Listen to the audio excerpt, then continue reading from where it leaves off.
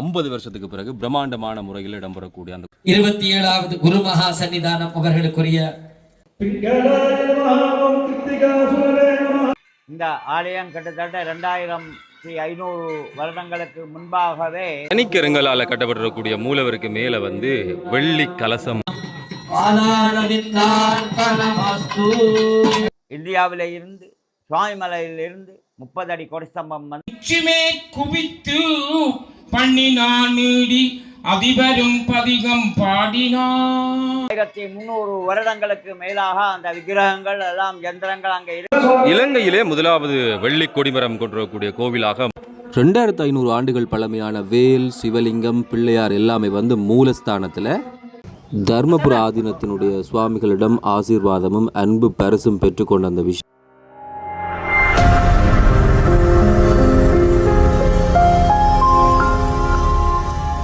மாவட்டபுரம் கந்தசாமி கோயில் நிற்கிறோம். 50 வருஷத்துக்கு பிறகு பிரம்மாண்டமான முறையில் இடம்பெறக்கூடிய அந்த கும்பாபிஷேகம் அதனுடைய கிரியைகள் எல்லாம் இன்னும் கொஞ்ச நேரத்தில் ஆரம்பமாக போகிறது. இந்தியாவிலிருந்து பல்வேறுபட்ட ஆதீனங்கள் இந்த கும்பாபிஷேகத்துக்காக இந்த கோவில் நோக்கி வருகிறார்கள் என்பதுதான் இன்னும் சிறப்பான விடயம். பல்வேறுபட்ட வரலாற்று சிறப்புகளோடு தொடர்புடைய இந்த மாவட்டபுரம் கந்தசாமி கோயிலில் எண்ணெய் காப்பு இப்போ நடந்து கொண்டிருக்குது. இன்றைக்கு நாளைக்கு மதியம் வரையும் இந்த எண்ணெய் காப்பு வைக்க முடியும் என்ற விஷயம் சொல்லப்பட்டிருக்கிறது. இப்படியான சிறப்போட வந்து இன்றைக்கு அந்த சொல்லுவாங்க கடவுள் நினைச்சா தான் எதையுமே செய்வார்னு சொல்லி தர்மபுரம் ஆதீனத்திலிருந்து ஒரு அன்பான இறையருள் நமக்கு கிடைத்திருக்கிறதுன்னு சொல்லலாம். அவர்கள் மூலமாக கையில் இந்த விஷயம் எல்லாம் கிடைக்கப்பட்டிருக்கு. வழிபட்டு பல்வேறுபட்ட விடயங்கள் தொடர்ந்து வரக்கூடிய கும்பாபிஷேகத்துக்கு முதல் இந்த கோவிலில் என்ன விதமான கிரியைகள் நடக்குதுன்றதை வந்து இந்த காணொலியில் பதிவு செய்கிறோம். எண்ணெய் காப்பு சாத்துக்குரிய ஒழுங்குகள் எழுதப்பட்டிருக்கிறது. ஸ்தம்ப பிள்ளையார், பலிபீடம், மயூரம், அதுக்கு பிறகு மூலஸ்தானம், லிங்கம், நவக்கிரகம், பைரவர், 2ஆம் வீதி, மேற்கு கோபுர பழனி ஆண்டவர், திருச்செந்தூர் முருகன் வடக்கு வீதியில் இருக்கிறார். ராஜமூர்த்தமாக முருகன் எழுந்தருள் இருக்கும் யாழ்ப்பாணம் மாவட்டபுரம் கந்தசுவாமி கோவிலினுடைய மகா கும்பாபிஷேகம் பங்குனி உத்திர நாளில் 11/4/2025 வெள்ளிக்கிழமை நிகழ இருக்கிறது. 1300 ஆண்டுகள் இந்த கோவில் பழமையானது என்பதுதான் இன்னும் ஒரு சிறப்பான விஷயம். இன்றைக்கு ஆரியர் இயக்கர் நாகர் என்று சொல்லப்படுகிறவர்களால் இந்த ஆலயம் கிட்டத்தட்ட 2500 வருடங்களுக்கு முன்பாகவே இங்கு வழிபட்டு வந்த லிங்கம், வேல், பிள்ளையார் இவைகளெல்லாம் அங்கே மூலாலயத்திலே உள்ளன.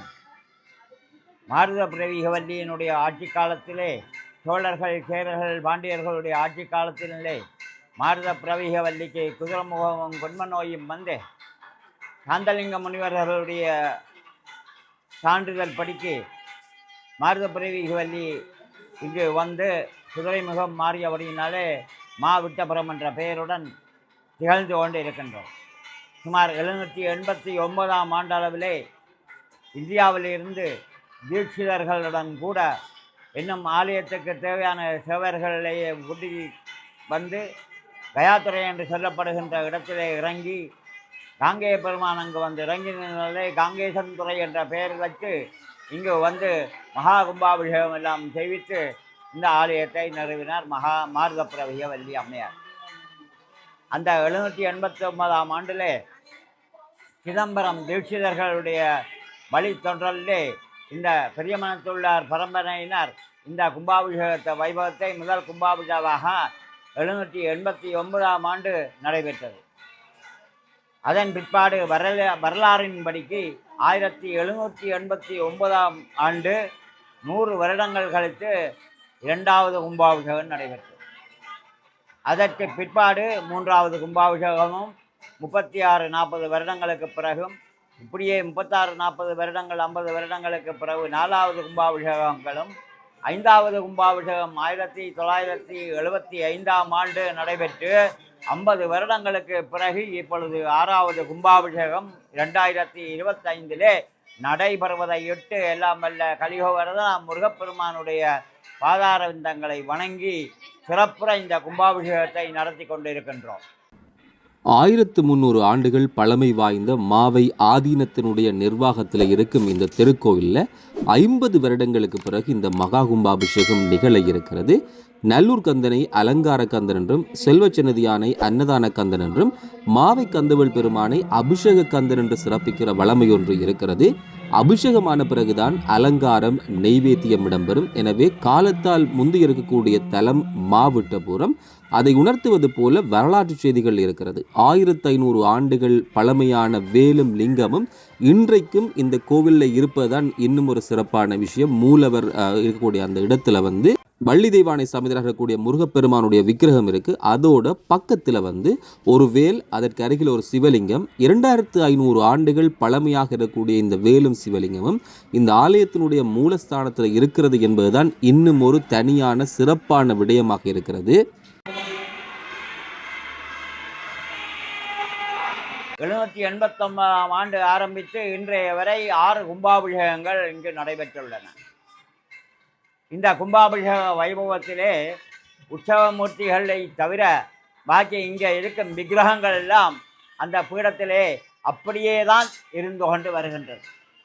கிட்டத்தட்ட 1300 வருடங்களுக்கு மேலாக அந்த விக்கிரகங்கள் எல்லாம் யந்திரங்கள் அங்கே இருக்குது. எப்படி இருக்குது, என்ன இருக்குன்னு எங்களுக்கு தெரியாது. அப்படியே வைத்தே நாங்கள் மருந்து சாத்தி கும்பாபிஷேகத்தை நடத்தி கொண்டு வருகின்றோம்.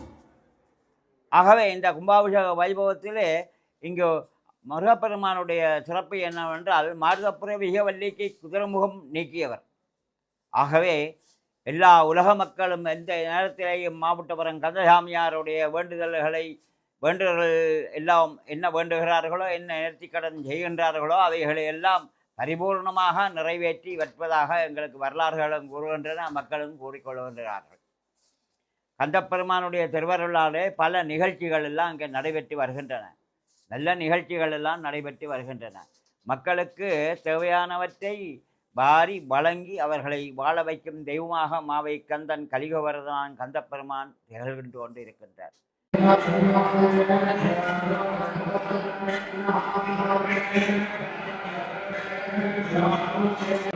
முருகன் கூப்பிட்டவர்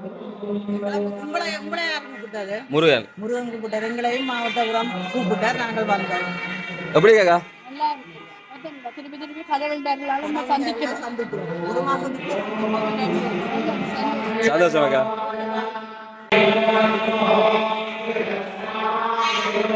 தனிக்கரங்களால் கட்டப்பட்டிருக்கக்கூடிய மூலவருக்கு மேல வெள்ளி கலசம் வைக்கப்பட்டிருக்கிறது.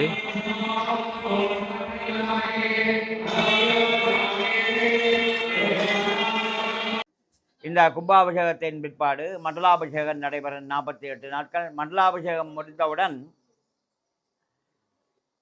திருவிழா பிரம்மோற்சவம் 30 நாட்கள் நடைபெறப் போகின்றது. இத்தனை நாளும் 25 நாட்கள் தான் நடைபெற்று வந்தன. தொடர்ந்து பாரம்பரியமாக 30 நாட்கள் நடைபெற்று வந்த திருவிழாவை திரும்பவும் இந்த 2025ஆம் ஆண்டு நாங்கள் ஆரம்பித்து செய்து வருகின்றோம். கொடிஸ்தம்பம் இந்தியாவிலே இருந்து சுவாமிமலையிலிருந்து 30 அடி கொடிஸ்தம்பம் அங்கே நிறுவப்பட்டுள்ளது. உங்கள் எல்லோருக்கும் நாங்கள் தெரிவித்துக் கொண்டிருக்கோம். அடுத்தபடியாக அதன் கவசங்கள் கிட்டத்தட்ட 150-160 கிலோ வெள்ளியினாலே அங்கே தயாரிக்கப்பட்டு வெள்ளி அங்கிருந்து கப்பல் மூலியமாக வருவதற்காக வேண்டிய ஏற்பாடுகள் செய்துள்ளோம். அநேகமாக இந்த 20 தினங்களிலே அது இங்கே வந்தவுடன் அந்த வெள்ளி கவசங்களும் நாங்கள் அந்த கொள்ளி ஸ்தம்பத்திலே மாட்டி ஜூலை மாதத்திலே வரும் பிரம்மோற்சவத்தை வெள்ளி கொடி ஸ்தம்பத்திலே செய்வதாக உத்தேசித்துள்ளோம். அபி என்றால் அழகு. அழகு கடவுளான முருகன் இங்கு அபிஷேக பிரியன். அத்தகைய அபிஷேக பிரியன் இந்த அபிஷேகங்களிலே மிக பெரிதாக சொல்லப்படக்கூடிய மகா கும்ப அபிஷேகம் காண இருக்கிறான் என்பதுதான் முருகன் அடியார்களுக்கு இன்னமுமே மகிழ்ச்சியையும் சிறப்பையும் ஆர்வத்தையும் தரக்கூடிய ஒரு விடயமாக இருக்கிறது. இன்றைய தினம் பூனம்பட்டி ஆதீனம், இன்றைய மதியம் சாயந்தரம் தர்மபுர ஆதீனம் வருகின்றார். இப்படியாக ஆதீனங்கள் எல்லோரும் இங்கு வந்து தரிசனத்துக்காகவும் வாழ்த்துக்களை கொடுப்பதற்காகவும் வந்து கொண்டிருக்கின்றார்கள். 11ஆம் தேதி காலை நாங்கள் இங்கு 2 மணி அளவிலே விடிய காலை 2 மணி அளவிலே கிரிகைகள் ஆரம்பமாகி சரியாக 7 மணிக்கு கும்பங்கள் புறப்பட்டு தூவிகளுக்கு 7:30 மணி அளவிலே ராஜகோபுரம், மூலஸ்தானம் ஸ்தூபிகள், ஏனைய பரிவாரமூர்த்திகளுடைய ஸ்தூபிகள் கும்பாபிஷேகம் நடைபெறும். சரியாக 8 மணிக்கு வெளியே வாசலிலே கிழக்கு வாசலிலே இருக்கும் கும்பங்கள் யாக கும்பங்கள் புறப்பட்டு தேரிலே வீதி உலா வரப்போகின்றார் வெளிவீதி. தேரிலே வீதி உலா வெளியே வந்து சரியாக 8:30 மணிக்கு மேலே விநாயகப் பெருமான், மூலவர், சண்முகர், நடேசராஜர் இப்படியாக பரிவார தெய்வங்கள் எல்லோருக்கும் 10:30 மணி வரை இந்த கும்பாபிஷேக வைபவம் நடைபெற்று, தசதரிசனம் நடைபெற்று, மகாபிஷேகம் நடைபெற்று, கௌரவிப்பு நிகழ்வுகள் எல்லாம் நடைபெற்று சுமார் 1:30 மணி அளவில் இந்த நிகழ்வுகள் எல்லாம் நிறைவு பெறும். இந்த மாவை கந்த பெருமானுடைய கும்பாபிஷேகத்தையொட்டி பல்வேறு ஆதீனங்களுடைய குருமகா சன்னிதானங்கள், வேத பண்டிதர்கள், சிவாச்சாரியார்கள், வித்துவான்கள் என்று சொல்லி பல பேரும் மாவட்டபுரம் நோக்கி வர ஆரம்பித்திருக்கிறார்கள். சமஸ்கிருத கல்லூரி, தர்மை ஆதீன பாடசாலை போன்றவற்றிலே வந்து வியாக்கரண சிரோமணி முதலிய பட்டங்களை பெற்றவர்கள் பலர் கலந்து கொண்டிருக்கிறார்கள். அன்றைய சாயந்தரம் திருக்கல்யாண வைபவம் 5 மணி முதல் நடைபெற்று, எல்லாம் வல்ல வள்ளி தேவசேனா சமய முருகப்பெருமான் மணவாள கோலமாக வள்ளி தெய்வான சமேத முருகப்பெருமான் வெளிவீதி தண்டிகையிலே பூந்தண்டிகையிலே உலா வருவார். இந்த நிகழ்வுகளிலேயும் எல்லோரும் வந்து இருந்து கண்டு கழித்து முருகப்பெருமானுடைய திருவருளை பெற்றுக்கொள்ள வேண்டும்.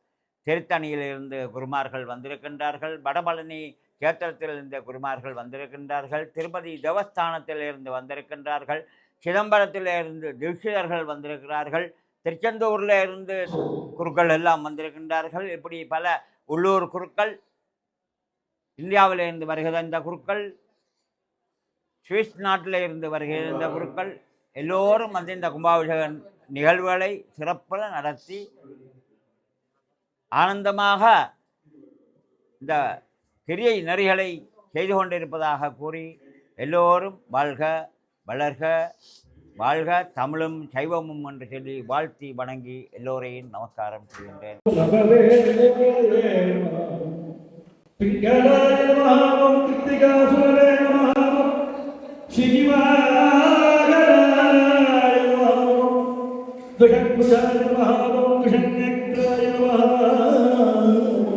இலங்கையிலே முதலாவது வெள்ளி கொடிமரம் கொண்டிருக்கக்கூடிய கோவிலாக மாவட்டபுரம் தான் வந்தது. அண்மையில் இந்த கொடித்தம்ப ஸ்தாபனம் கூட இந்த கோவிலில் இடம்பெற்றிருந்தது.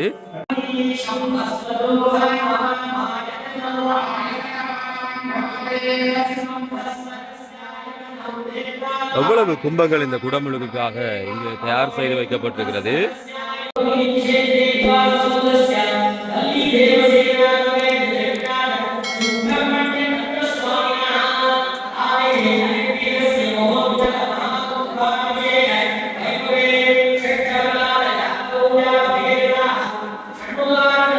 இவ்வளவு நேரம் முதலாவது வீதியில் இருக்கக்கூடிய சன்னிதானங்களுக்கு நாங்கள் எண்ணெய் காப்பு வச்சுனாங்க. இப்போ வந்து 2வது வீதியில் வந்து பழனி ஆண்டவருக்குரிய எண்ணெய் காப்பு. இதை விட அடுத்தது 3வது வீதி.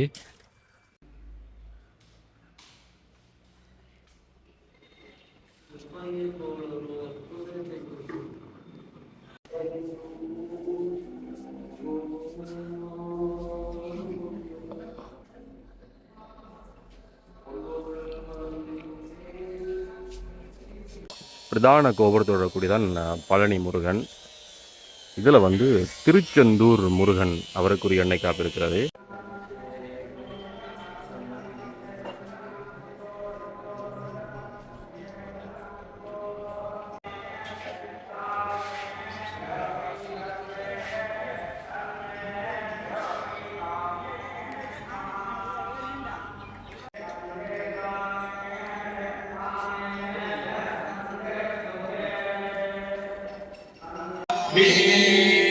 யோ மாததாரி அஹமன்னமன்னமதந்தமாமி அஹமஸ்மி பிரதமஜார்காஸ்ய சம்புவனமஸ்ய பவாம் சுஹர்ணயோரி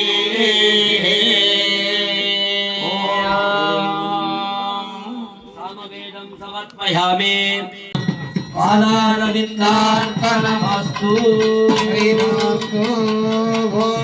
जगद्भवो हृदयजद्भवं नमस्ते अस्तु विष्णुभवे जगद्भवोऽधिपतिः श्रीराणीर्मयूरप्रियगणाननाङ्गालः संजयाय नमस्ते अस्तु गावहाय सुब्रह्मण्यो बृहस्पते सुतायास्य கனடா டொரண்டோ விஜயகுமார குருக்கள் அவர்களினுடைய ஐயாமணி குருக்கள் அவர்களினுடைய ஆலயத்தினுடைய மரியாதை இப்பொழுது எங்களுடைய குரு முதல்வர் ஆதீனம் மாவை ஆதீன பெரியவருக்கு பொன்னாடை போர்த்தி மாலை அணிவித்து மகிழ்கிறார்கள்.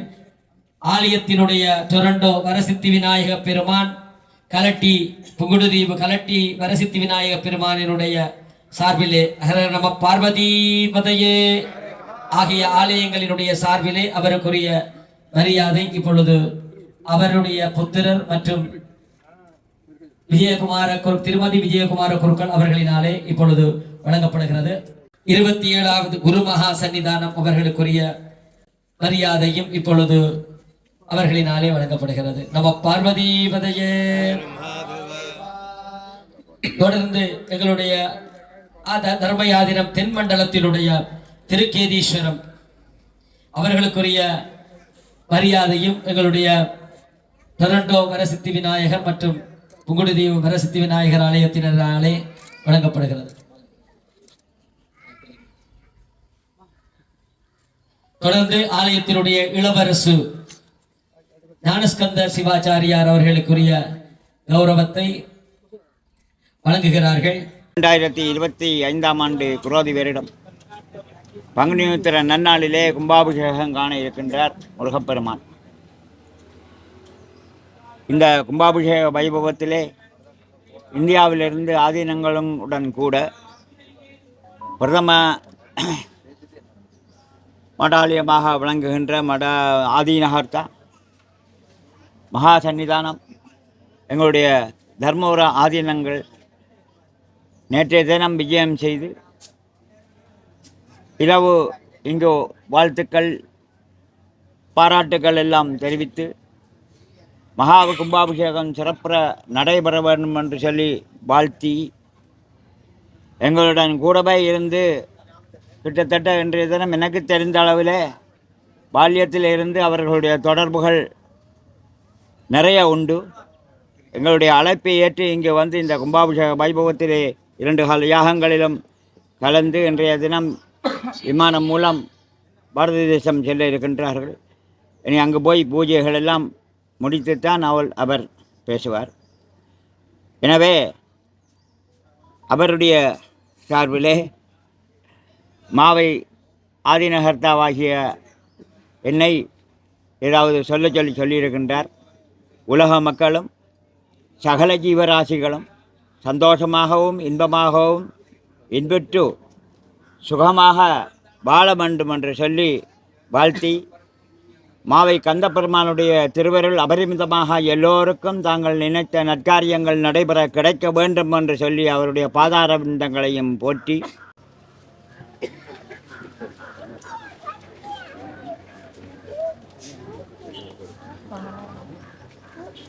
மாவை கந்த பெருமானுடைய அருள் ஒரு பக்கம் கிடைத்ததுக்கு மறுபக்கமாக வந்துடக்கூடிய தர்மபுர ஆதீனம் அவர்களுடைய ஆசியும் அவர்களுடைய அன்பளிப்பையும் பெற்றுக்கொண்டு தான் இந்த நாளை இன்னும் மகிழ்வாக்கியது.